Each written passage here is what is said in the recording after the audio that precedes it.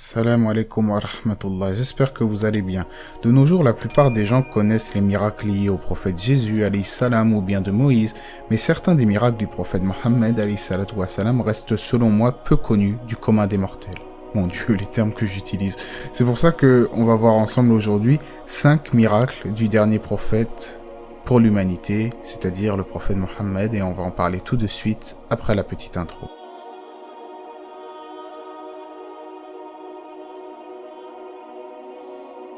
Je tiens à préciser que dans cette vidéo, je ne vais pas citer tous les miracles du prophète, ça prendrait vraiment énormément de temps. On pourrait citer les miracles qui se sont déroulés dans le monde au moment de sa naissance, ou bien le fait que ses invocations pour guérir les malades étaient systématiquement exaucées, mais évidemment on va essayer de faire simple et on va en prendre que 5, c'est ce qui était convenu. Et on commence tout de suite. Alors 5. De l'eau jaillit des doigts du prophète Mohammed sallallahu alayhi wa sallam. En effet, Al-Bukhari rapporte qu'Anas ibn Malik a dit que il était en compagnie du prophète pour la prière du Asr. Les gens cherchaient de l'eau pour leurs ablutions, pour effectuer leurs ablutions, sans pour autant en trouver, alors on apporta au prophète juste de quoi faire ses ablutions. Il a mis ses mains dans un vase, et de l'eau jaillir de ses doigts à tel point que tout le monde put faire par la suite ses ablutions.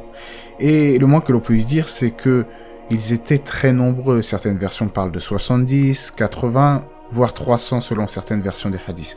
Mais ce qui est important de retenir ici, c'est que de l'eau a jailli miraculeusement des doigts du prophète et que chaque homme put effectuer ses ablutions. C'est ce qu'on appelle un miracle, qui par définition est un fait extraordinaire lié à une intervention divine. Pourquoi je précise ça ici? Parce que certains esprits sceptiques, des fois, rejettent cela en disant que ça s'oppose à la raison. Ça ne s'oppose pas à la raison, ça s'oppose peut-être à ta raison, à toi, mais la raison saine accepte les miracles de Dieu, les miracles qui sont des faits, comme nous l'avons dit, extraordinaires, liés à une intervention divine, et qui viennent appuyer justement les messages prophétiques. 4. La pluie tombe après l'invocation du prophète. Alors, comme vous le savez, à l'époque, en Arabie, la pluie se faisait assez rare et souvent, la sécheresse touchait les gens de part et d'autre. Alors, parmi les signes d'Allah prodigieux, il y a l'exaucement systématique des invocations du prophète et ici, cette invocation est liée à la tombée de la pluie. À peine invoquait-il Allah de faire descendre la pluie pour les gens qu'une fois descendu de sa chair, les musulmans pouvaient constater que de l'eau ruisselait de sa barbe.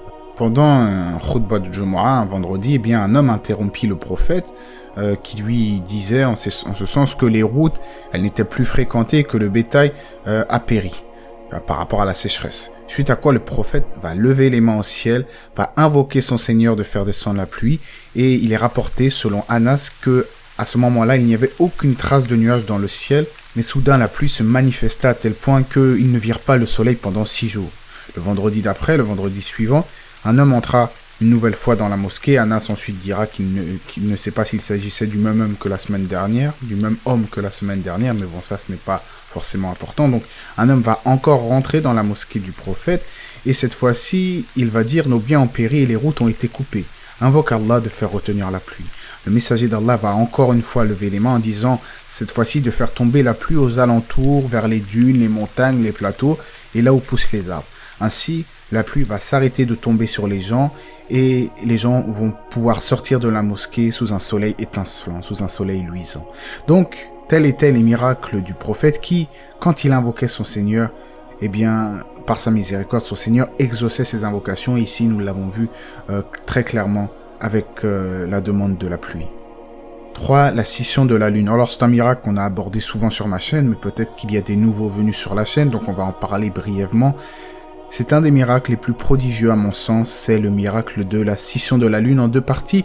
Lorsque les Qurayshites mécois ont demandé un signe d'Allah au prophète Mohammed, Allah de par sa puissance va scinder la lune en 2 aux yeux de tous jusqu'à ce qu'elle se ressoude, comme l'atteste la science moderne vis-à-vis des crevasses franches et continues tout autour de notre lune.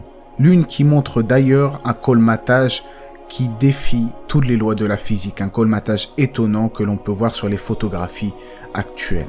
Allah a dit dans le Coran, dans le sens « L'heure approche et la lune s'est fendue et s'ils voient un signe, ils disent « magie persistante ». 2. Al-Qur'an, donc un des miracles les plus connus, les plus miraculeux, c'est évidemment que c'est le dernier prophète pour toute l'humanité et que Dieu lui a révélé le livre saint Al-Qur'an. Donc du coup, le moins que l'on puisse dire à ce sujet, c'est qu'à l'époque déjà, il est rapporté que le prophète ne savait ni lire ni écrire et que les Arabes excellaient dans les vers de poésie, c'étaient les meilleurs dans leur domaine. On va dire qu'à l'époque de Moïse, eh bien, ils excellaient dans la magie et Moïse, par la grâce de Dieu, est venu happer tous leurs maléfices.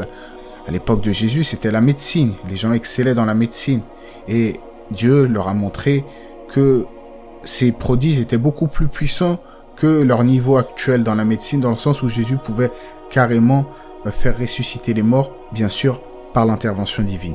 Et à l'époque du prophète Mohammed, les gens excellaient dans les vers de poésie.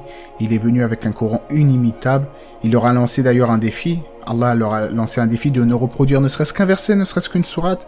Ils n'ont pas réussi à relever ce défi, car en effet, le Coran est dans un style inimitable, parfait, qu'aucun arabe, qu'aucun être humain n'a réussi à reproduire. Aucun être humain a réussi à reproduire ne serait-ce qu'un verset. Le Coran est un miracle intemporel qui a été descendu sur le prophète Mohammed et ainsi c'est l'un des miracles les plus probants de la véracité du message prophétique de notre prophète Mohammed alayhi salatu wassalam. Et en première place, vous connaissez tous le voyage nocturne du prophète qui voyagea avec une monture al-Burak, que vous connaissez, qui voyagea donc de nuit de la Mecque à Jérusalem jusqu'à ensuite effectuer l'ascension où il visitera plusieurs cieux, il rencontrera divers prophètes et où Dieu va prescrire, Allah va prescrire les 5 prières pour sa communauté, pour la communauté des musulmans. Allah a dit dans le Coran, dans le sens « Gloire et pureté à celui qui, de nuit, fit voyager son serviteur de la mosquée al-Haram à la mosquée al-Aqsa, dont nous avons béni l'alentour, afin de lui faire voir certaines de nos merveilles. » Donc, en tout cas, j'espère que cela vous aura été bénéfique. Pour plus d'informations à ce sujet, je vous conseille l'ouvrage d'ailleurs qui est disponible en langue française, Les miracles du prophète d'Ibn Kathir, où il va citer énormément de miracles que je n'ai pas forcément cité dans cette vidéo, comme je le disais, et aussi des comparaisons intéressantes, donc à voir. Et j'espère en tout cas que cela vous aura été bénéfique. N'hésitez pas à aimer la vidéo, à vous abonner, on se retrouve prochainement. Allah c'est mieux. Que la paix et les bénédictions d'Allah soient sur le prophète, sa famille et ses compagnons.